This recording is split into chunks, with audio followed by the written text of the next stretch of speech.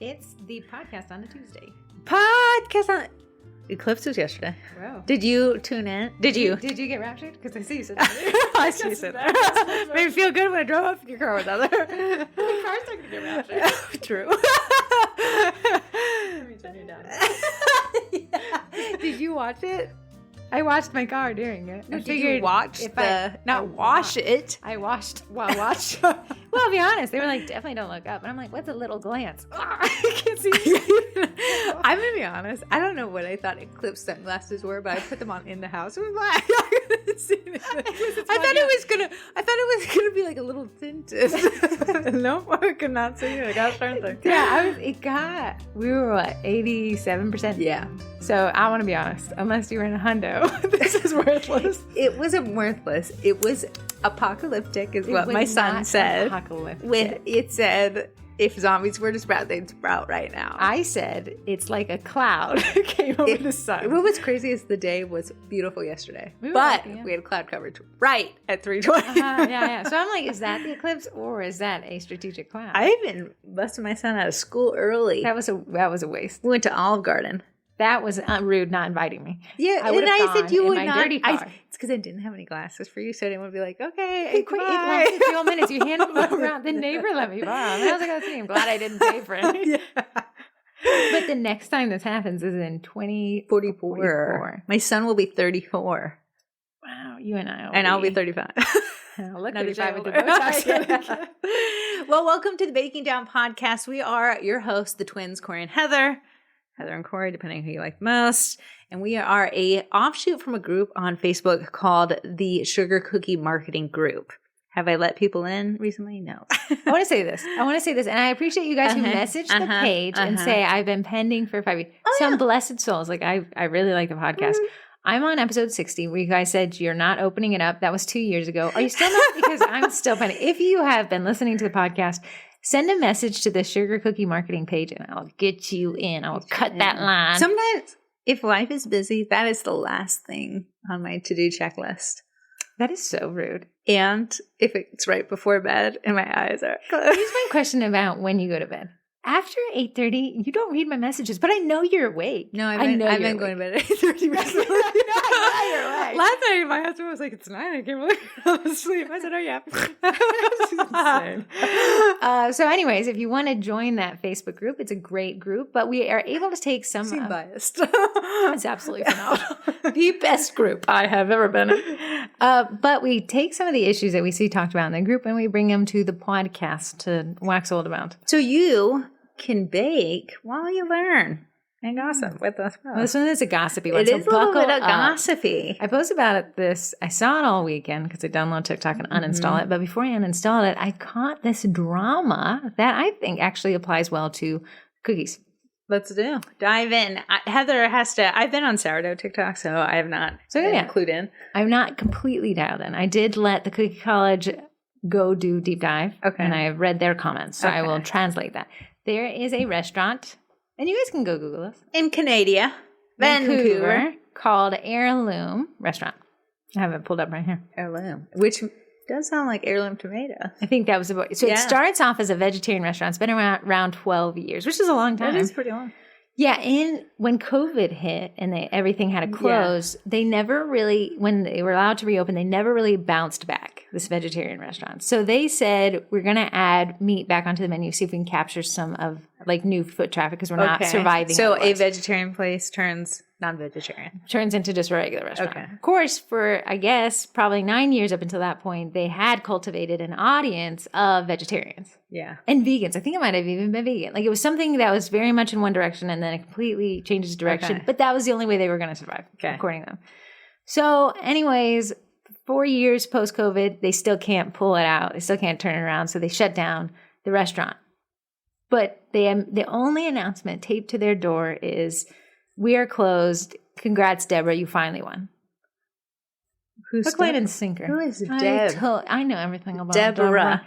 So the internet, of course, gets a hold of it. First, it starts off with this lady. She's walking to the restaurant. She has a TikTok, and she only points the camera at the door and says, and then turns it back to herself and said, Deborah, what did you do? This is my favorite restaurant. That's all the TikTok is. Okay. But so then you're immediately on the side of the restaurant, like whatever Deborah did. Yeah. She's a Debbie Downer. Debbie Downer. A Debbie close downer. And then, of course, TikTok and Reddit just splunkering into the cave. They love a good Who doesn't? crime scene. Right. Crime scene investigation, CSI. And they find that this restaurant, okay, this is what the Cookie College people said.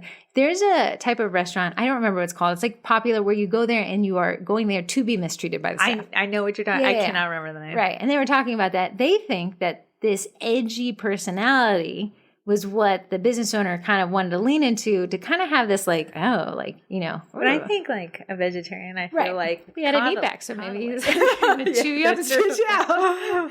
He put in the jerk and beef jerky. So when you go through the reviews of this restaurant, it's like, I'm kind of first it starts off with a bad review from Deborah saying, I'm disappointed that they added meat back to the menu. Something to that effect. Again, I'm just regurgitating what I've read. And they're like, you are a loser. Like, I couldn't even read some of the replies to you because I think that they're going to be. Oh, so here's one. So Alex, 4 weeks ago before the restaurant closes, writes, I honestly used to love this place, but it's not as nearly as good as it used to be. I ordered the kale Caesar and it was terrible. The lettuce was so sad and the dressing was so bland. I hope they improve and go back to the way it used to be. Sad face. Okay. Response from the owner, Alex, with 3 names, our kale Caesar is fantastic. The 3 names give you away. Deborah, Deborah, Deborah. Oh, Deborah, Deborah, Deborah. Mm-hmm. Yeah. So I see it's mudslinging online. But here's the wild part is even the good reviews have these kind of insane replies. So Ashley says, best brunch, lunch, and healthy dinner in town. Also, don't forget to pick up the cookie for the road. You won't be disappointed. Response from the owner, hot moms are a thing. What? What? So how did they last 12 years? I don't know. They said that it all changed. So Jack just leaves a 1-star review. There's no words. The only reply is Deborah, Deborah, Deborah. Deborah, Deborah, Deborah. Deb. Lindy, with an I, says no wine list. So we were offered 3 options on wines, but no prices. And then she goes, the prices were outrageous. Will not recommend this restaurant, nor will we return. We do apologize. Our wine list was late to be printed that evening. The wine is excellent and priced accordingly. You have been told the price is absent of the printed list. For that, we do apologize. We do have you back. Glass of wine on us next time. Like, what in the world? Okay. So then go into more so what the podcast topic is about. Replying to reviews. So the more you dig into these, and I'm sure that, if stuff goes viral like this, now it's made big news headlines and stuff, and then people love to go and leave bad reviews. We actually had a client. Yeah. I think we did a podcast on this. We did, but I feel like it was 1 bazillion years ago. It was. Go ahead. It was, I want to say a burger gate. It was Burger Gate. This customer ordered a burger. It didn't have like a pickle on it. So he hand delivers a pickled burger at 10 o'clock at night. Weird move on the restaurant owner's part. The lady feels like she's being kind of like cornered because she left a bad review. What's her name, Deborah? What's her name? I can't remember. Yeah, I agree. To show up to leave a bad review, and it wasn't a 1-star review, it was a 3-star review. Yeah. To leave a review on your honest experience and then have someone knocking your door at night, I think it was a bad move on the It burger absolutely was. At 10 o'clock at night with a burger, like I'm sorry, if you talk I've been in bed. I've been asleep for 2 hours this morning. If you talk to the restaurant owner, he would be like, he was basically telling us like, I slaved for hours to make the freshest burger, the best burger of the burgers, and I'm like, but she thought you were trying to, the 2 stories were so far apart that he went viral in all the wrong ways. Yeah, and then he kind of took a little chapter from Heirloom Restaurant, and the replies are ridiculous. Then we stepped in. I wish we would have stepped in just a tinge bit early. Would have been nicer before he went to the UK viral side of things. Well, actually, I was like, Heather, I'm going to check out the store, and I want to see if what the vibe is. I don't usually even go when someone stares at you walking into a small business. That's not my favorite thing. Yeah. Oh, sorry. Is this the only person here? I'm not me here at all. But when I watched it, he was so sad looking, and it was almost like he lied to us. Huh? He lied to us. Wouldn't you? I don't know. I just feel like that's too. I feel like he was scared for his life. Do you think, in hindsight, we ended up working with the man for a couple of years. Yeah, for maybe a year. Yeah.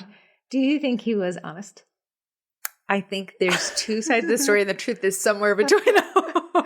Anyway, so the way he replied to reviews escalated everything. And then what happens is Google and Yelp was popular at the time will mitigate the ability to even leave him a review because we know that people are just leaving reviews too late. Because it went viral. I mean, he's located in Sterling, Virginia, and people in the UK are leaving bad reviews. It ended up getting so big, it ended up on the Wendy Williams show. It was insane. So, and if you saw this place, I would like to let you know it wasn't a stand. It was a hole in the wall of a strip mall that was already shuttering. Like there was no reason this needed to have gotten as popular as it does, but he fed the fire. He could have easily dissuaded this. So when we look at this Heirloom Restaurant scenario, it's the business owner, whether or not he was trying to do that tongue-in-cheek, we treat our customers poorly because that's how fun we are, or not, it's gone the wrong direction. And they've closed. So the problem is we get so passionate as business owners that it feels like it's us against the world. You can do 99 things perfectly right,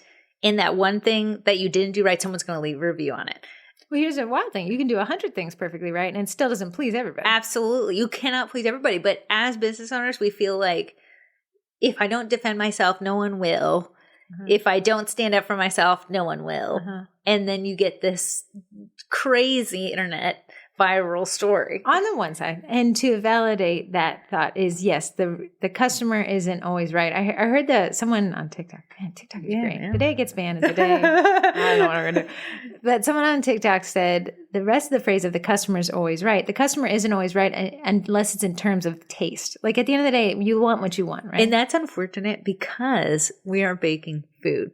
And everyone has different taste buds. Right. Burnt mine off on a pizza yesterday. So it's so subjective. You know, it's not like you got a shirt and the shirt had a hole. Okay, that's fine. You know, it's subjective is like, I don't like the taste. And the biggest example of this is the cilantro soap. The soap taste of the almond extract. So if you guys don't know, you'll experience it. Some people taste almond extract as soap. It's a gene mutation. Yeah, you know what's so funny is when somebody's like, somebody left me a bad review. All the bakers in the group grab their pitchforks and fire sticks, and then they're like, yeah, what the review said, my stuff tastes like soap. And then everyone puts their pitchforks down and they're like, oh yeah, the reason is this thing. So only because that one's proven is when people truly back away. But in reality, I see a lot of people creating a situation that never needed to be created because they add fuel to the fire and they're defensive. Yes, and it's so natural to be defensive because I've got to give you all the facts so you know that I wasn't out to get you.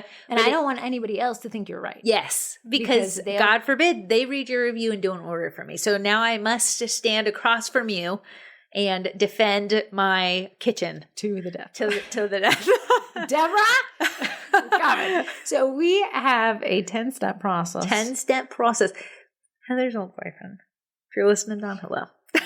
Every time they got in a fight, he would send these words, and I love them. Now I use it wasn't screaming. I had like great points, and I was like, "Hey, here's what I asked you to do. Here's what you did otherwise." And I wrote this really nice. Yeah, every time, and this is what he would say: "You've been seen, you've been heard, you've been understood." Remember when I broke up with him? You've been seen. I don't want to see you. I don't understand why you date people. Are you hearing me? So now Heather gets mad at me. I say, "You've been seen. You've been heard." Nothing escalates more than being seen, heard, and understood. So how to handle bad reviews? Number one, understand everyone listening to this podcast will get a bad review. And let me help soothe this one a bit. It has been shown that review profiles that aren't perfect 5 stars are more trustworthy. So really, I'm happy at a 4.8. Yeah. We actually had one client. It was a cleaning company. They got a 1-star review. And I was like, oh, great. What did they do? It was like an older lady accidentally pressed 1 star. But the review she wrote was amazing. I was like, this is the best of both of them. Your bad reviews. No. Yeah. In a weird way, that would be ideal. Great. When I'm bad, I'm good. But just to understand, everyone will get a bad review sometimes. So once you just absorb that and you're prepared and you for release that, you release that energy into the world, knowing that will happen. Yeah, you'll be better for it. I want to propose this thought. Think about it: is if you were able to please everyone, what kind of person does that make you? What kind of cookies are you baking? Bland ones. So you're not going to be able to please everyone, and nor should you. Yes, it is great to always strive for our best, but there are times where, one, you may legitimately had an off day. Maybe there was a hair in that cookie. Maybe an ant did crawl into that. Do you remember ant cake? Think about ant cake. Okay, I got to tell you. Back when the group was really just like a little baby group, there was a post that someone made in the group, and a picture it was included with this post. This ant that was in the center of the cookie. Like this ant was baked. It was like there was gluten. He was touched with gluten. It was more cookie than ant. And then it said the customer said that there was ants in their cookie, and then the baker thinks that they put the ant in the cookie, but you could tell like his Legos were baked into. It was an ant plant. It was crazy. That dude died the saddest death ever, and then they thought they started him. Okay, so anyways, at the end of the day, ants are wild. If like they're walking, they are. They said today, TikTok's on. Today, there's more ants on this planet today than humans ever existed. Oh, now that I feel less bad killing the ones that make it through the dough. Absolutely. I have a little policy with ants. Listen, the inside's fine, the outside's good. If you cross the barrier, I'm not sleeping where you're eating. So, okay, everyone's going to get a bad review. Yeah. Everyone just wants you to be like, I'll get a bad review. I'll get a bad review. Like, I want you to be so... I want when the day ends and you didn't get a bad review to be like disappointed. Try again tomorrow. Ants, are you ready? I need you to work harder carrying those cookie shells away. Number 2, let's say now we got the bad review because we understood we were getting one. We're prepared for it. We know it. Yes. We're not angry. No. We're going to walk away a minimum of 24 hours. 1, nobody needs a review reply immediately. The damage is what we say. Corey said, damage is done. Don't make it well done. Don't make it well done. You can't, they can't unchew the cookie. The ant can't be unpicked. So if you are just firing from the hip, the second the bad review comes, I'm going to say bad move. I want to say though, it's totally natural to want to mitigate anything by giving a response really fast. I can guarantee your response isn't well formed.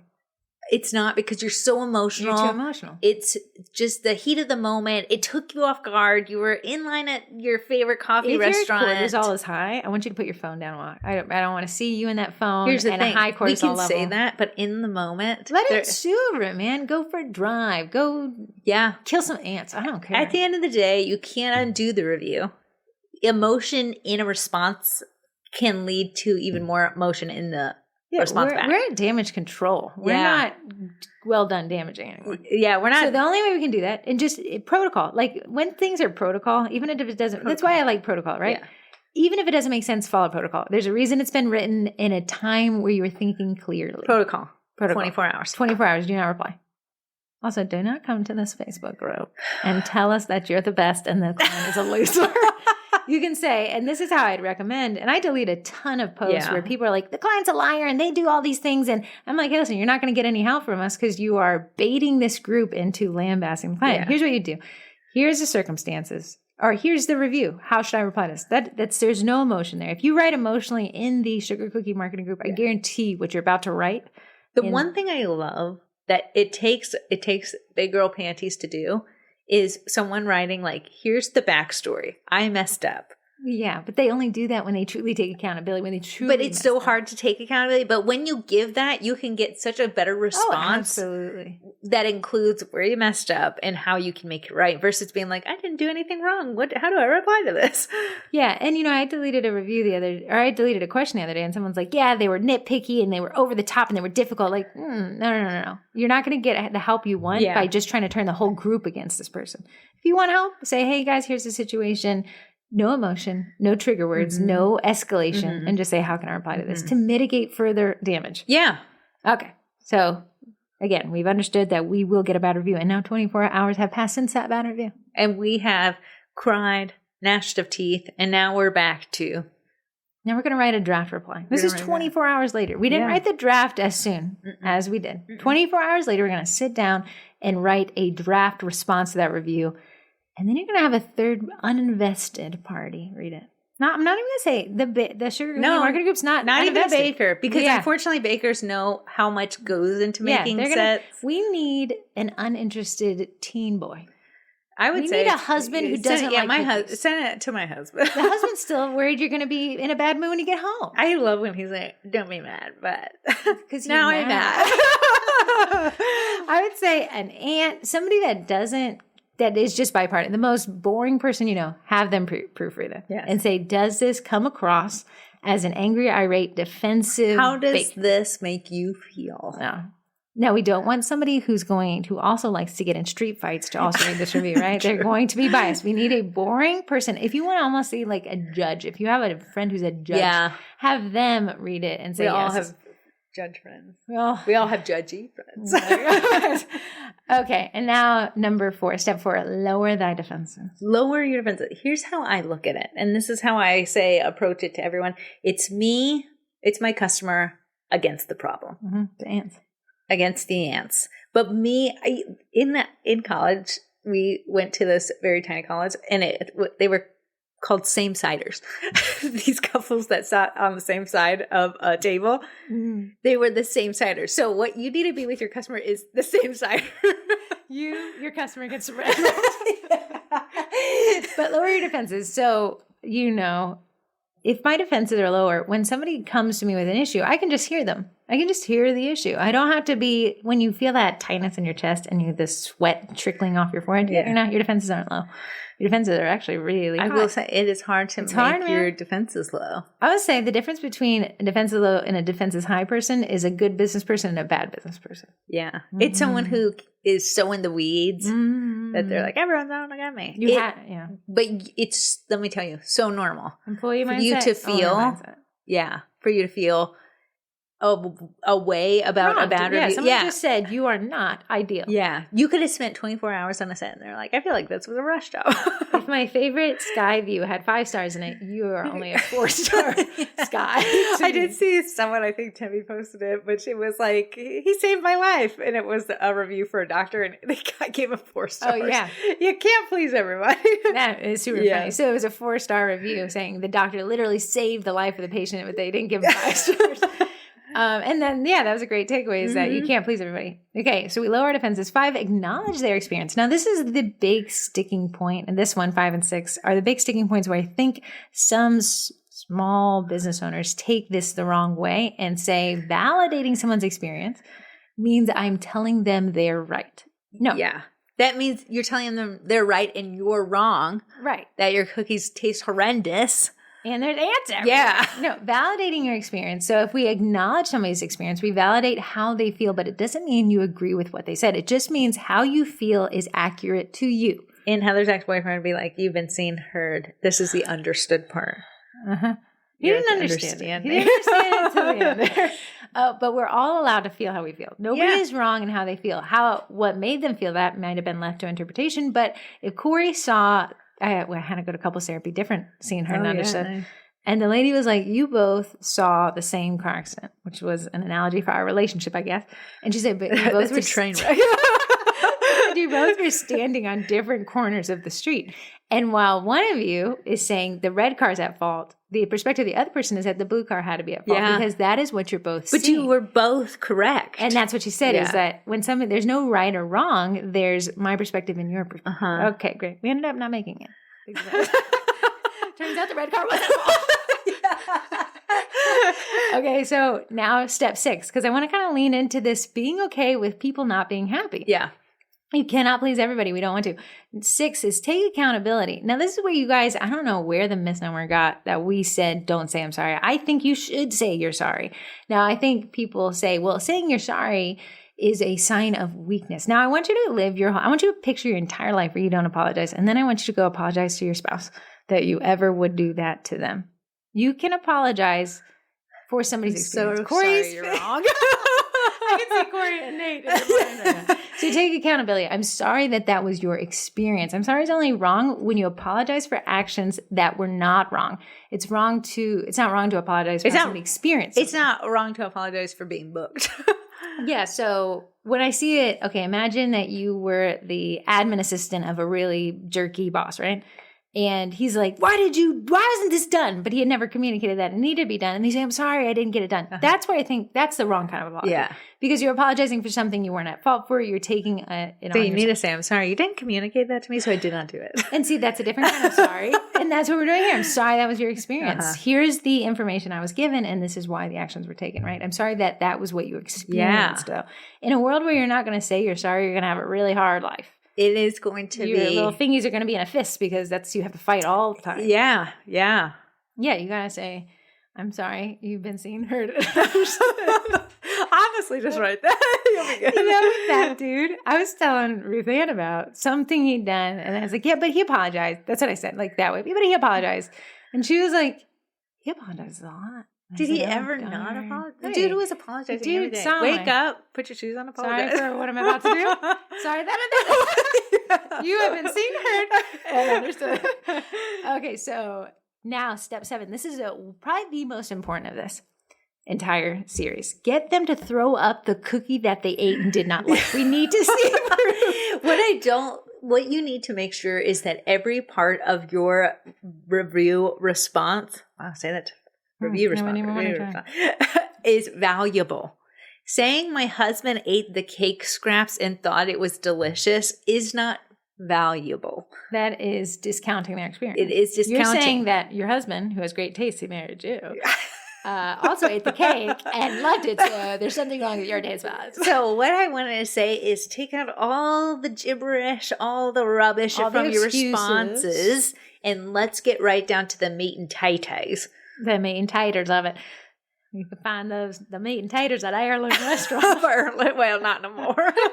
So, just kidding on the don't get them. You don't want to throw up. I've seen people say, "Well, I'll give you a refund on the amount of cake you returned because you ate some of it, so you must have liked some of it." Yeah. Okay. Again, waste of space. You are defensive. That is an exceptionally well. No, I just wanted to cut research. Listen, at the end of the day, if their taste buds are just set up differently than yours, it doesn't matter all the research in the world. You'd have to literally get parts of their tongue. I know. What if they can't bring you the cake for another 3 days? What if then they it's threw it definitely away? going to take stale. What if they threw it away? Pick it back out. Listen, I want you to go. Take the ants out of it. Bring it back. So don't get them to throw up the cookie they didn't like. What they don't want to hear is my husband tries every batch of dough ball I've ever made and loves them all and says I'm the bestest in the Westest. Like what we don't want is that is all, like Corey said, wasted space. I can see what you're doing is trying to prove that it was good. And then you think you're going to be okay because you're like, but I understand you don't like it. So no, that was the frivolous, worthless popcorn words you used to validate you at their expense. In the sentence, they're stuck at that first part where you say your taste bud's broken. Yeah. And you've moved on to, I'm sorry, bud. At the end of the day, that is just filler, worthless. When I see businesses doing it, I cringe. When I see big paragraphs, we had this one client. Deborah. We had this one client who a jar broke in shipping, right? She leaves a bad review because it was a jar that broke in shipping. He writes this scathing response like, I'm not in front. I don't run UPS. It's not my fault. Then comes to me and Heather's like, fix this. And I was like, dude, why didn't you come to us before you posted that? Like, if I was her, I'd be like, well, I'm definitely going to leave this 1-star review. So I had a message her. Hey, I'm so sorry. Listen, we had an unhinged person at work responding to you today. I fired him. Can you please reconsider this if we make it right? And then she ended up taking the review down, but you did not get all that lucky. He just had a tremendous amount of those because he would always be so defensive. Yeah. Once he said he wrote, thank goodness you can still edit review replies, but he had told somebody they lied about bringing their dog in. Then they posted a picture of the dog in the store. I said, oh my goodness. But back to this, what Corey said is when you see those big, what we're writing is we're not writing to this person specifically. We're writing to the future people who read this review. When I see, well, your taste buds are broken, but I'd be happy to work with you on this. All I'm seeing from a future perspective is if I have a problem with this person, this is going to be a fight. Absolutely. And I'd almost rather spend more money than deal with a potential fight. Yeah. As a customer. Absolutely. And at the end of the day, you don't know how many sales that your review is costing you. You're like, no, I bit off and raise hell in my reviews all the time. And no one's ever said anything about it. You don't know what you're missing out on. You don't know what you're missing out on. You could be a billionaire, but you're too busy Deborah-ing it up. The thing is, I think it keep it short and sweet. And then my final thing is get it offline. Hold on, we're not going there. I was segueing. I was segueing. You love to skip her. I love to segue. Spell that. Story time. Segue.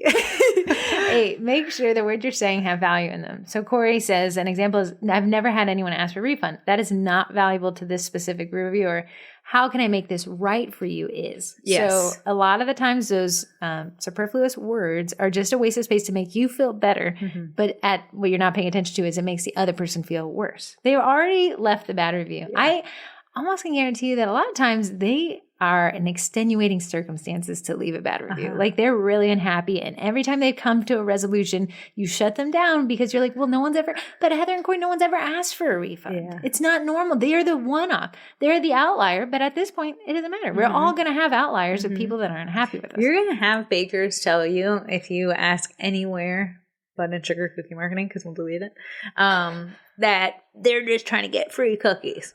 I would rather go to Walmart and buy cookies for $2. Then deal with you and your bad attitude. Yeah. I just, I do this poll once a year. How many outside of sickness, how many refunds have you processed this year? And the overwhelming majority is 0. Yeah. Just, and then in the second one is 1. And so if you refund 1 or 0, the average is, by and large, nobody wants their money back. They want the cookies. I've never had someone be like, hey, can you make custom princess cookies for my daughter? Oh, yeah, by the way, I don't want money. Yeah, and what we're going to say, there are people out there who do that. It's not, who cares? Yeah. Who just get rid of them. So, and then number 9, the one Corey's been running to this whole time, segueing to, take it offline. If you could reach out to me, I'd love to see if I could help find a resolution that works for you.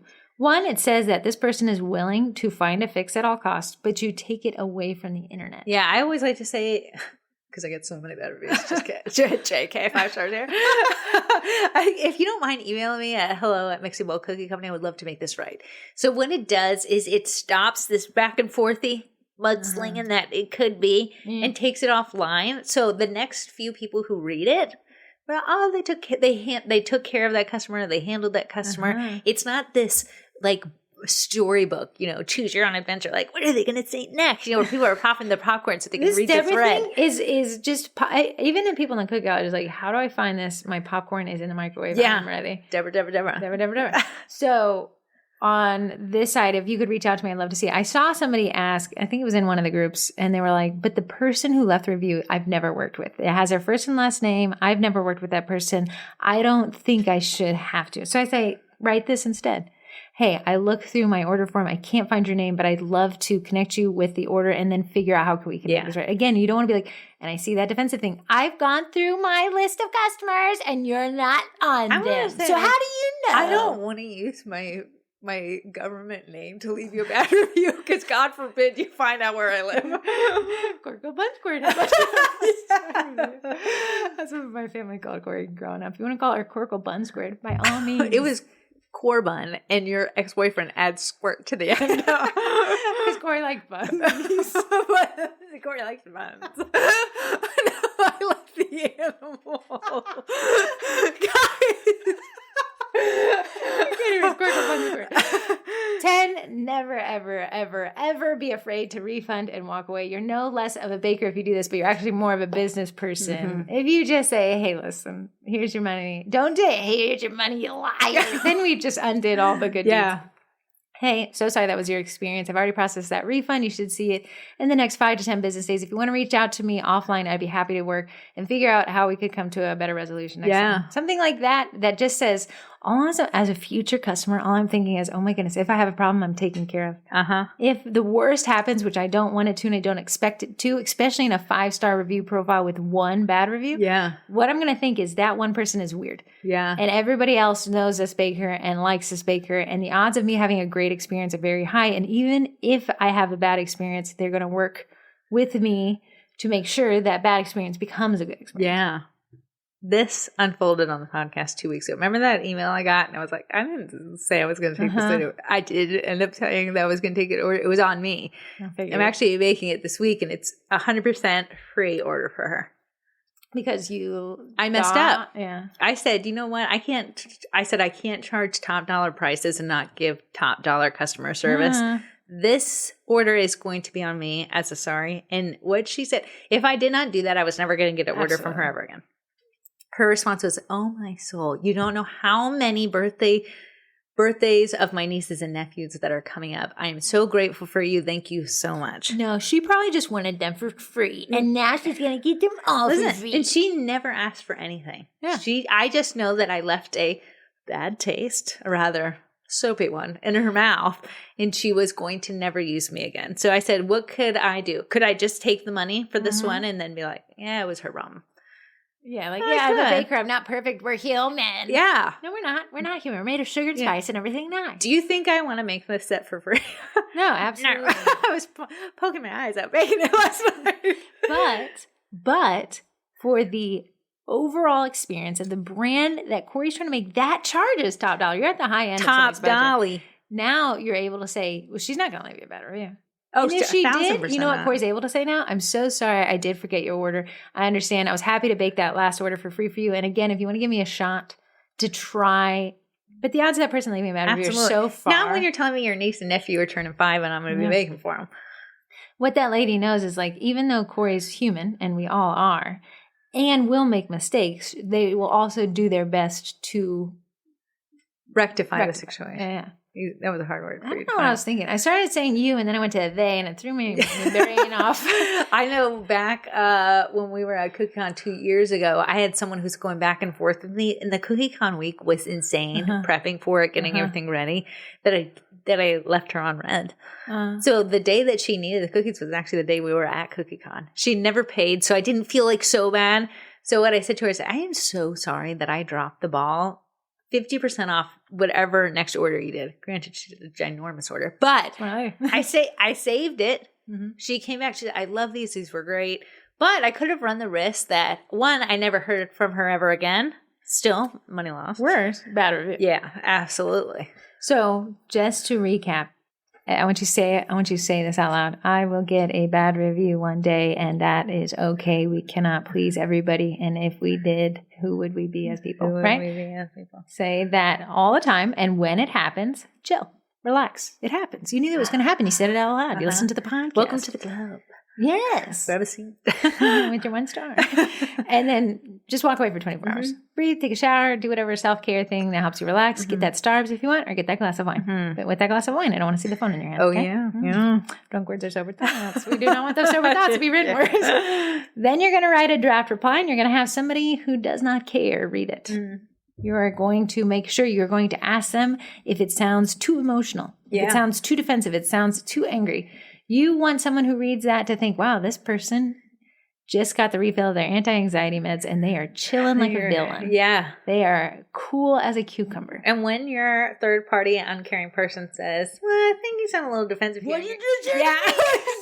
I do not sound defensive. Can't be defensive. I'm the most agreeable person you've ever met. Then lower your defenses. Just lower them down. There's no need. The damage is done. Think of it as a drawbridge. That's when you get the review. Come on in. Then we're going to acknowledge their experience. We're going to validate them because we understand validating someone's experience doesn't mean they're right or wrong. It means their emotions are their own. This is what I tell my son. You own your emotions. Your feelings are yours. I can't tell you your feelings are wrong, as they are not mine to be told to. But what I can do is listen to you and help you work through your emotions and feelings. Same with Christmas. 6, take accountability. If you did do something wrong, take 100% ownership of that. Don't say I'm in your mind. Sometimes I've sent out an order. I know what you're going to say. There's a little bit of color bleed. Right. If you truly did something wrong and you didn't acknowledge it, now they've taken it to review, I want you to just own it, eat it up, roll around in it. Yeah, you're a human. You're allowed to make mistakes as long as you own those mistakes. Nobody expected you to walk on icing water.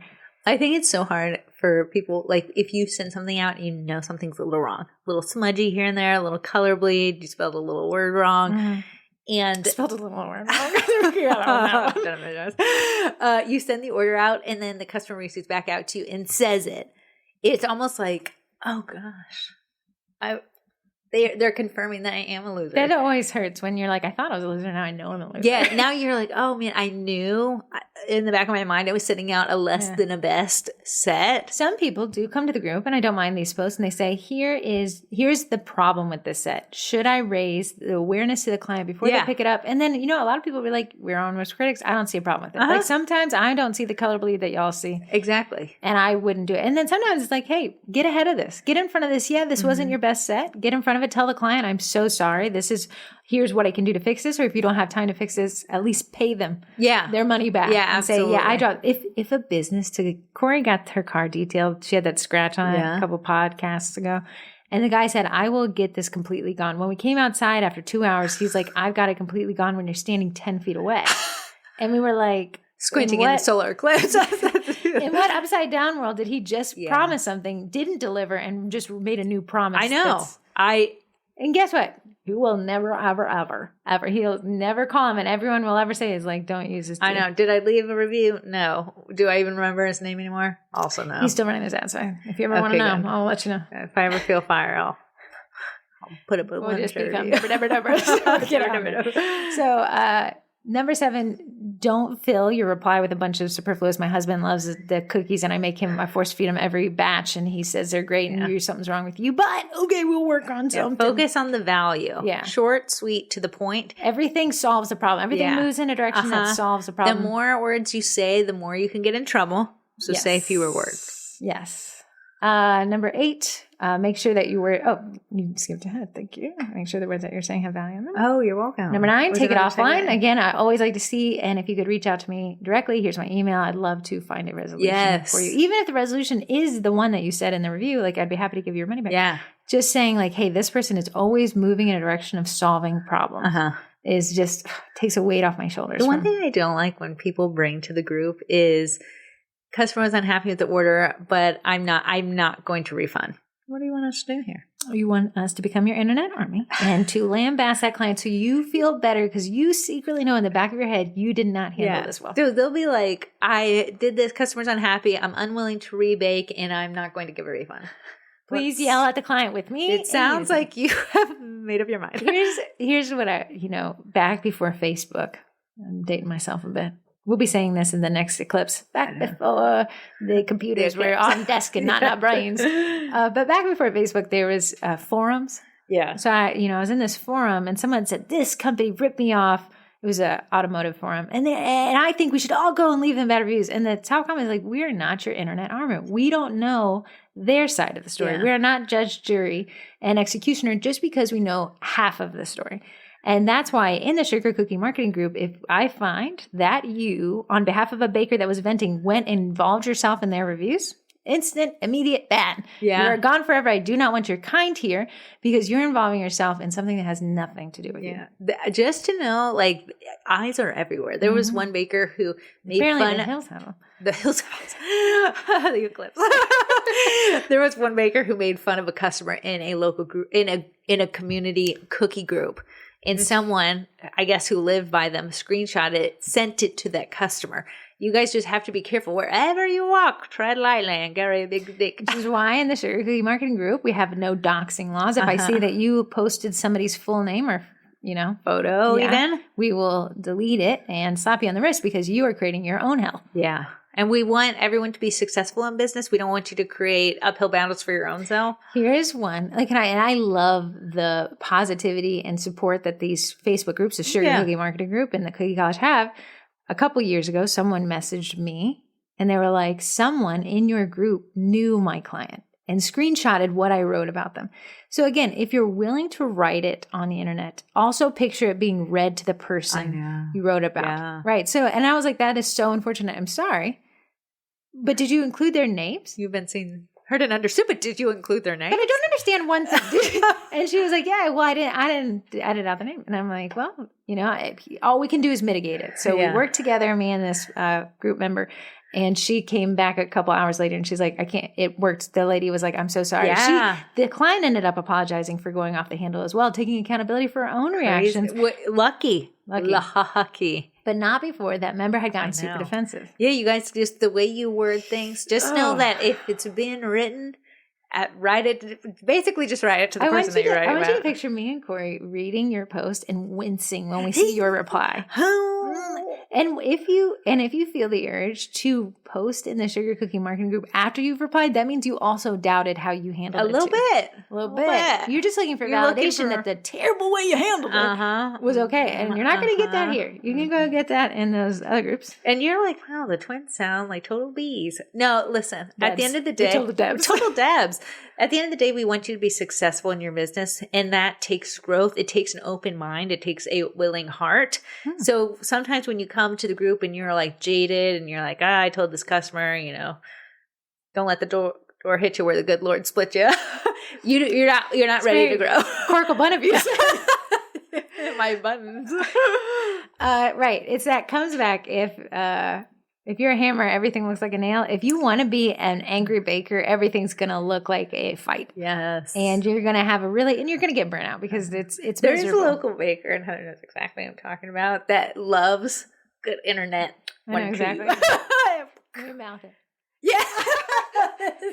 Anytime I see a post, I'm like, I'm ready. Where's my popcorn? Yeah, and it's just like, wow, when something goes wrong, it goes off the rails. And when something goes well, I don't know. I would never order for fear I'd have to deal with the other because now this baker has created people who, when they see that person posted, go and say, I would not order from this person. They're horrendous. They are horrible to their customers. They will dox you online. Yeah. I'm going to say this. I had to delete this thread. Actually, Amy caught up it because Amy's everywhere and all at once and has 5 cents and I don't get how she does it. But she was like, hey, it was not about cookies and that's why I got deleted. But also it would have gotten deleted anyways because it was just going to go south faster than a teen on spring break.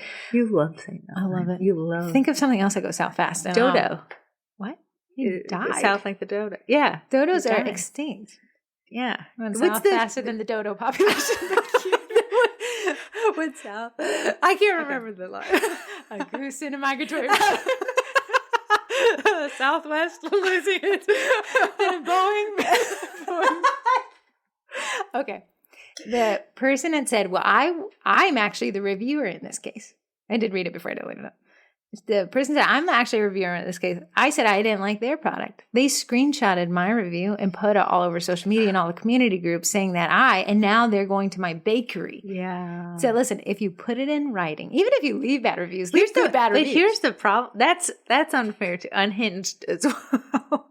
Listen, you get in a fight. So at the end of the day, and I did not read the replies or anything because I needed to delete it faster than a kid goes to break south. Southern things and kids going there fast. But it's just like, hey, if you're going to put it in writing, if you're the reviewer or the reviewee, the replier or the replyee, you have got to understand that once it's in writing, it lasts forever. No. But at the end of the day, if I, from this third silent party, saw that a business lambasted a bad review all over social media, I cannot go. I'm telling everyone what to search on Google to find the heirloom drama. Yeah, you've lost a customer, but you don't know it because I'm never going to say anything. We had Stunt. I've talked about it before. They had an interaction long before. I'd say almost 10 years before we worked with them, and they were we have brought this up many. I know. I just need people to know because I asked the client, how many dollars do you think this? So it's not, the lady didn't leave just one bad review. She ended up making it her life's mission to leave them a bad review. When she's still doing it to this day. Yeah. When any new social profile came out, she would create their listing. You know how you can create a listing, and then she would leave a bad review. Like before they even got there, it was already. And they were like probably upwards of $300,000 of work. Of course, a high-end remodel, it was easy to get to that number. But it's costing us so much money over years and years of this. Yeah. So consider that. If everyone had to read a bad review and how you reply to it, would they buy from you or would they not? Yeah. Yes. Reviews can make you or break you. Deborah can make you or break you. Heirloom tomatoes. I would love to have an heirloom tomatoes. Oh, yeah. It's not the season, though. I think we're coming. No, I think we're coming up to it, though. With some cottage cheese and salt. It's a balsamic and basil. What's the cheese that we like on it? Is that rigatoni? I don't know. This other one. Mozzarella. Yeah. Mozzarella. Moving on to the cookie college. Moving on to the cookie college. a good one. Yeah, Thank you. I'll leave you a good Just let it keep over me. I'm calling Britney Spears. If she did it again. The Cookie College is a membership Corey and I put together, and it has morphed over 3 years. Can you believe it's been 3 years? No.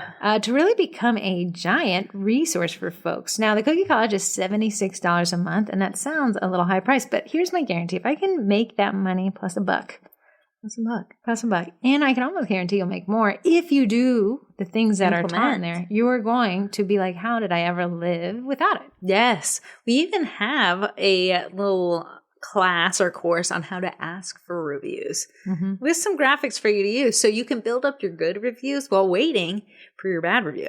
Because at the end of the day, the more good reviews you have, the less impactful that bad review is. So if you only have one review, it's 5 stars, and the next one is 1 star, your now review average will be 2.5. Yeah, but then also people who are reading it will be like, should I buy from them? Right. Or should I buy from them? If you have 100 5-star reviews and then you get one bad review, it might be take it down to 4.9. Yeah. In which case, it is even a better review profile. So getting good reviews. And now that Cookie College, because every month we have to pour into it more resources for people, it's actually just a giant resource bubble that when people tap into it, like, some people are like, I just don't know how I was doing this without you guys. Yeah. And they're like, I don't know how I walk this planet without you two in my ear at all times. First and foremost, before we were bakers, we've always been in marketing. Marketing and sales is it's not just one making a website. No, it's your online persona, your online profile, your reviews, brand. What is it when you help someone with their brand management? You had a technical term for that back in the day, and I can't remember. Brand voice, branding. Can't remember. You've been heard. You've been seen. You're Deborah. So if you want to check out more at the Cookie College, we actually just dropped the Cookie Class kits. And then it includes all our membership tiers as well. So the Cookie College gets it all. For the digital downloads, which have gone through a refresh in 2024, this month's digital downloads is an Instagram business card that you could edit in Canva and then print off locally. I actually got them done for a company. That was very cute. Expensive. But if you just take this template, you can save yourself a few dollars. And it's an easy drag and drop Canva template. And each month, the digital downloads gets a little something. I think last month it was yard egging flyer. The month before that was a cookie class flyer to deal with and then I got on the docket cookie care card. I really want cake care card. And these will be digital downloads that you can edit yourself. But I create the template, the design, and everything. All you do is click the Canva template link, and then you can edit yourself. Yeah. The Cookie College, you can check it out in the other 4 memberships at thecookiecollege.com. We have the Cookie College that gets everything, and then the Cookie Class kits, which is a fan favorite. However, you do get those in the Cookie College. You get the digital downloads, you get the Baker's Business Basics, which is 12 foundational courses to get you started in the right. And then you get the $2 transfers, which is a fun money loss for us. It's 185 transfers at this point. Yes, for $2. $2. And you can cancel anytime. You can stay on with us. We promise you 1 to 2 transfers a month, but we're averaging around 8. That's insane. Yeah, I did some baby transfers. I like some pacifiers. That honestly would be good for any of the baby sets out there, especially when it's a little bear that needs to hold a bottle. Did it a rattle. Oh yeah, there's a rattle and there's a bottle. Bunch of baby things. Pacifier. Oh, passies. Passies are good. Transfers are fun. So those are the memberships that we have. They are always fun and exciting. Actually, in the Cookie College this month, we're talking about money, which is such a sticky topic. I wouldn't go into a group of 40,000 people and talk about money and be afraid of what people would say. But in a group that's kind of petite like this, where everyone is forced to be respectful or their membership is terminated, we were able to talk about kind of more sticky, more bashful, even though I have an anonymous form where people are allowed to submit. It's the nitty gritty of business. The part of business that isn't the glamorous part is the money talk. Yeah. Because you feel so vulnerable opening up your books to people, but you're also wondering, are they feeling the same thing that I'm feeling? It was so funny. We did this last year, and they asked us to do it again this year. I took an anonymous poll, so I can't see the names. All you do is vote, and there was about 15 questions, whatever. And it was how many people carry credit card debt each month. And the group from last year and this year is split exactly 50-50. Yeah. And you think everyone around you is really successful and they pay off all their debt and they understand how credit works and they're not paying 23% interest. But in reality, everyone around you is probably very similar to you. And those who are not probably can help you. When I was younger, I thought adults just knew everything. Now that I'm an adult, I know we know nothing. Have you filed your taxes yet? No, I do that. April 14th, 11:59. TurboTax is like, day or no? Mine is like, you got one more week. Yeah, no, it's just all caps from TurboTax. File. No. I'm like, Turbo, you should know. I wait till the day out. Chill your turbos. So that is thecookiecollege.com if you want to check that out. If you have any questions, you can always email me at heather@sugarcookiemarketing. Taking it offline. I see what you're doing. Taking it offline. If you have any issues, email me directly. That's how we actually ask in the group. If you have any issues with it, take it with me. I will find you. We will figure it out, my little buddy. Little buddy. You, my buddies. Me and you are on the same side of the table. Sometimes I'm like, let me go see what admin assist did. Same siders. Is that what you call it? Same siders, yeah. Okay. It was same siders on the table. Same siders. Have you dated somebody who was the same sider? No, unfortunately, I want to be a same sider. Really? My husband didn't even sit on the same side with me. You've been seeing her, none of shit is the same sider. She's definitely a same sider. It's just jarring when you walk into a restaurant and two people are sitting on the same side of a table. It must be jarring to be the wait staff, and you're like, hello. Like, I can't even make eye contact. I know, you like, do same side at Olive Garden later today. Same time. You want to? You know, like they always say, like they put the menus on two sides, and you're like, we'll be using yeah. this over here. It's just same siders. Once you see them, you can't unsee them. Mm-hmm. Same siders. We also said at that school, eye babies. You stare into each other's eyes and would make babies. They would just stare so intently. Of course, me and Heather didn't have boyfriends back then, so we just stared at these people. Same siding. Yeah. We were on the other side. I had a boyfriend. We just never talked. Best kind of boyfriend out there. I don't think you ever actually broke up. Heather said they listening, never had the conversation about breaking up, so she technically could still be in a relationship with him to this day. Happy 20th anniversary. Call me. Heather's the best relationship you've ever been in. He's never seen her down city. But moving on, let's go to the sponsors. Sponsors. First and foremost is Royal Batch. Corey, what is Royal Batch? Well, let me tell you. It's the best meringue powder on the planet. I have tried just about every meringue powder, and I forced Heather to experience the different meringue powders in our cookie class. Anytime we have something weird going on. Why is this one doing something funky? She's like, it's not the one I like. Why is everybody struggling? Yeah. Cookie glasses are a way to get rid of old meringue powder before it goes bad. We had to do this class, and it needed to be thicker, but the lettuce. The lettuce. We did a burger set, like like the cheese and the. Yeah, it was a couple years ago, and I was looking at people doing the lettuce, and I was watching it blend into a big big blob. Saw me sweating on the lettuce. The lettuce was wet. Where's my sweat? And I said, and Corey's like, yeah, I used a different meringue powder. Yeah. You should have used less water. Yeah, that's true. Anywho, Royal Batch is a meringue powder by Bakety Bake. It actually has 3 main ingredients already in it, so you're saving money there. It has white food coloring, so when you whip it up, it is bright and it is white. You don't need to add anything to it. It already has corn syrup in it. If you don't know, that actually gives royal icing a softer bite. So it's already in there. So all those reviews would be like, I didn't like anything about the ants, but boy, were they soft. Yeah, they were soft. The softest ants I've ever eaten. Yeah. And the last thing it has in there is vanilla extract. You can add any extract you want to it. I just leave it as is. And I have to make a batch today. Do you use almond extract? I don't, because I'm not going to say I don't like the taste of almond. Some people love the taste. I don't. Soap. I don't crave the taste of almond extract. Is it a taste additive? Is that why people are adding it? Yeah. Oh. Mm-hmm. Yeah. Very interesting. But I also don't want to review like that, so I just take it out. Okay. All right. I don't know. Now this is interesting. Eddie's our next sponsor. Eddie made a post. I don't know why it wasn't absolutely blowing up in their group, but I screenshotted that bad boy and I reposted it in our groups and our page that they have offered Affirm payment plans. Payment plans. That makes him even easier to get. Yeah, it makes him a little bit more expensive, but that's the exchange of not buying him outright. You can pay over time through, I think it's through Amazon, through Affirm. Yeah. So what is Eddie? Direct to food printer, the best boyfriend you've ever had. He's also $3,000. He will see you. He will hear you. He will understand you. But It is $2,000 is not chump change at all. So a lot of people are like, I would love to get an Eddie. I just can't get the funds. Yeah, that big lump Eddie. sum. Yeah. Now you don't need the lump.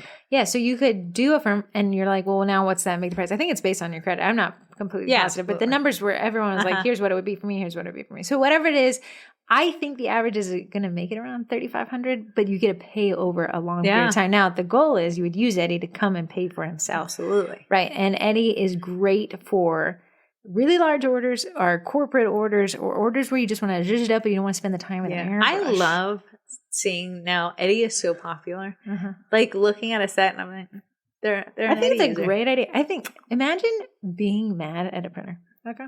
People are like, I don't like an Eddie because it's taking the talent out of it. We're here for money, buddy. Listen, unless you're making your own royal icing from egg whites whipped up, we're all taking the easy route. Yeah, I think the minute you stepped in the grocery store and got prepackaged flour, we all took the easy route. So now Eddie allows you to take that even easier route. And you can work at economies of scale or you can work on corporate. And Corey uses it in corporate all the time. Yeah. But you can also use it to zhuzh up a set. So I saw like a lot of it over Easter. Yeah. The background. I saw the babies. Yeah. I like the patterns on a baby jumper. And then you pipe in the details. You know what is a great thing it'll be great for? The name plaque cookies come December when it's like, he's back, the little... Oh, the Elfie guy. You know what's going to be great for next month is Teacher Appreciation, the lines of paper. So Corey did this a couple of years ago and I made the graphic and we used Eddie to print it. So instead of having to airbrush the, or use a college marker, rule paper. I hate it. Yeah, we were able to make it look like handwriting. In fact, using Photoshop, if I could scan your handwriting, we could print it onto a cookie and it would look like handwriting. But like the blue lines with the red on the red vertical and the blue horizontal, that makes that so much easier and so much more consistent. Yes. And if you've ever tried to do that with an edible marker and it slips. Remember when you were handwriting on some cookie and it kept poking through and you were about to lose it? Yeah. Yeah, we could have used Eddie. I think it was before he came out. I know, I think so. It was way back in the day. So if you want to learn more about Eddie, go to Eddie Printers User Group. But it's really neat, that payment plan through a firm through Amazon. So people are like, well, I looked up on Amazon. I can't find Eddie. It's not through Amazon. You go to Eddie's website. So Primera.com. Go to click on Eddie. I think you got to sign in with Amazon and through the checkout process on their website is where you can pay through. Nice. It's not an Amazon listing or anything. Oh, good. Yeah. So very neat. Think of that as a really cool tool. Do we have any voicemails or texts? Oh, I forgot to one. Yeah, you're so crazy. Yeah, not crazy. You can just sing something. No, say. Well, I'm clicking quickly. We're gonna go all the way. We got two. Not a question, but I so appreciate you wearing black gloves in the cookie kit decorating videos. We don't have the same skin tone, so I felt a little strange about using those in my marketing. This makes my life so much easier. You want to explain what they're talking about? So in the cookie class kits, it's a membership. If you want to teach a cookie class, you can sign up. We do all the hard work for you. We give you the market materials. We give you the themes, the colors, everything you need to teach a cookie class. You just have to show up and bake your own dough. But if you can twist my arm, I'll send Heather over to make your dough. Sorry, guys. I'm going to get some batteries. Then I'll help you apply those. Part of that was sometimes the designs, you might need a visual. Like I'm a visual learner. So I said, let's add some videos of me decorating some of these cookies so they can see it. For the baker. It was meant for the baker. But then the bakers were like, hey, we could use this in our PowerPoints or in our promotions to sell more tickets. Not opposed, but my ugly hand is translucently white. You can almost see through her. My ugly hand. I'm surprised you didn't get a suntan India clothes. So I started wearing a black jacket and black food safe gloves. That way everyone can use the thing. So again, the feedback from the Cookie College does make the Cookie College better. And that was one of the feedbacks. Yeah. So you are absolutely welcome and thank you for appreciating that. Next text. Hi, twins. This is Jaleesa from Snow Cookie Creation. I have been loving the podcast and I have been binging it, getting all your marketing nuggets.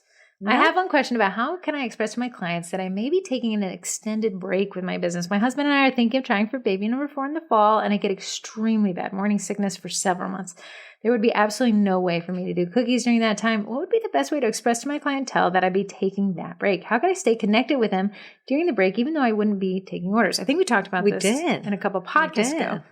I'd say if you're willing to let people in, let them in. That's always the most connected form of marketing. If you're like me and Corey, though, you don't like to let people in, so you don't tell them anything. Now, we talked about this in the other podcast. If it's a 1 month break, you could easily just float that one.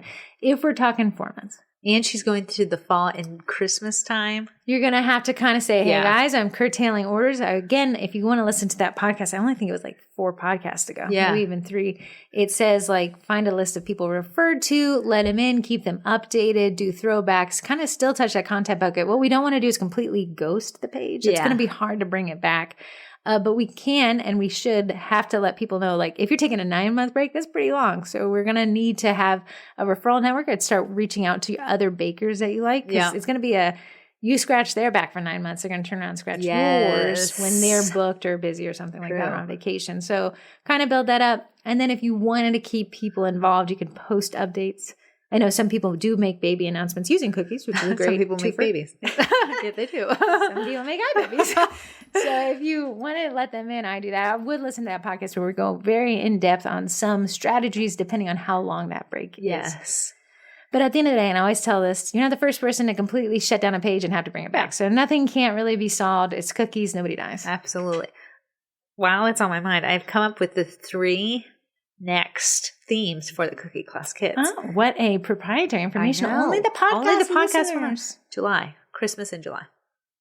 Really? Yeah. You tell me this yesterday. I'm learning this for the first time today. That'll be the one that drops in June for July. Okay. So you can, I feel like it will sell Christmas great. in July. The next, houseplants. Amy, that was from her. She said people love houseplants. So it'll be a houseplanty one for all the plant people out there. Like it. That'll be good to teach at any month. I think people would like to take that kind of class. Yes. The next, cats. Love that one. Loved it. I loved the concept of it. So those are those 3, and then we'll go back to which. Well, if you're doing Christmas in July, are you doing a Christmas class in Christmas? Yeah, it'll just be normal. This Christmas in July is like a palm tree. Oh, yeah. Fun. Yes. Okay. Santa with like glasses on. Very fun. Uh-huh. Okay, and then the class kits oddly drop a month before you'd use them, so it gives you enough time to promote the class. So our October class will actually be a Thanksgiving class. Our November class will actually be a Christmas class, and then our December class is what we decided. Yeah. So you see how they're all giving you an extra month to promote. So last week Heather dropped the May. It was dropped in April. It's for May, and it's graduation because people graduate in May. So it'll give you enough run time to either do classes, private classes, DIY kits, anything like that. Yeah, a lot of fun. So if you signed up for the Cookie College, you'd get not only this year's classes, of which there are now 5, you'd also get last year's. That's included in just the Cookie College membership.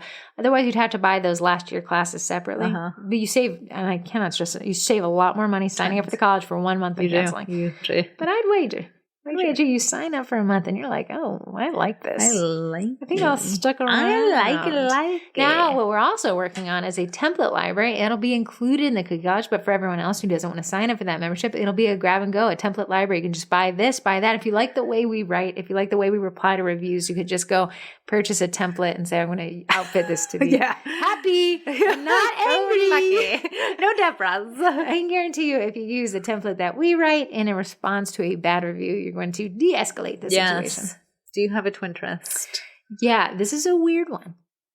I found this YouTube channel. I found this guy on TikTok, but it's a YouTube channel. It's called Midwestern Magic Cleaning. It's an hour. Every episode is an hour long, and he just cleans houses for free in exchange for filming them. Yeah. And narrates them for an hour. I don't know why. He's kind of funny in a weird way. There was a guy who does the outside lawn scaping. I loved him. Yeah, he was loved him. This guy's a little bit more interesting on the inside. He's kind of a little bit more entertaining. The other guy's like, the other guy, you're just listening the whole time. This one, he's like, he was saying like, when we go through a hoarder's house, the first label, whatever that expiration date, will be the newest one in the cupboard, and everything else behind it will be older because that's the way people work. Yeah. And they just let him play in the background, and you're like, oh my goodness. And he said the biggest hoarded things he sees are shoes, purses. He said, really? Shoes and purses. And he said, oddly, medical pill bottles that are empty. Yeah, because I think people are like, what do I do with it? I have my information on there. So he said those are the 3 things that I guarantee see more than anything. Oh, that's so interesting. Very interesting. And then he will go through and tell you the cleaning products he uses on these extremely dirty situations. Is it a hoarding show? No, it's just, he has a company that's a house cleaning company, but he will not charge them if they're hoarders, and he lets them film. Oh, so he volunteers, and then he takes the money he gets from YouTube. I think he got over 1 million subscribers or something. But he takes the money from YouTube and either buys them a new fridge when the fridge can't be cleaned or something like that. Yes, very interesting to watch. That is my Twinterest. Been binging it. My Twinterest is I dehydrated my sourdough starter. Yeah, explain to me what goes on there. You have starter that you feed every day. Of course I do. Sometimes your starter can, grow mold. Grow. And you'll have to toss it. Isn't it mold? Huh? Isn't he mold? It's a bacteria, not a mold. So what's the difference between a bacteria and mold? Mold is, you can't eat it. Bacteria, we can eat. But why is the bacteria growing mold? Because you either didn't feed it, you haven't cleaned out his little home in a while. What is mold in relation to bacteria? Bread. No, I don't know. That's a very technical question. I think it's bad. Thank you for that. Yeast and bacteria are different than mold spores. Right. Well, obviously, like an old bread, mold, and you can eat it. So you want the good bacteria, which is your yeasty sourdough starter. But sometimes your sourdough starter can go bad. You can actually use too much, and you don't have any more. Yeah, I did bring it back. You actually barely need any to bring it back. But it's safe if you have an established starter to dehydrate it. So if you ever are up the creek without a paddle and starter, you can rehydrate it. So it's dehydrated starter. Yeah, it's so easy to do. When he's just sleeping. You just put him in a state of comatose. Yeah. And then when you give him water. In the fridge? Freezer? No, you just put it in a jar. It can store it for 2 years on the counter. 2 years. Dehydrated. Yeah. Here's the way to do it. Take a piece of parchment paper. And this is what I thought it was a good tip. When your starter is at its peak, because the heat from the dehydration will kill off some of the bacteria. So if you dehydrate at its peak, that's when there's the most bacteria growth in your starter, that even if you kill off a few, you still have a really good chance that when you rehydrate it, you can bring it back to life.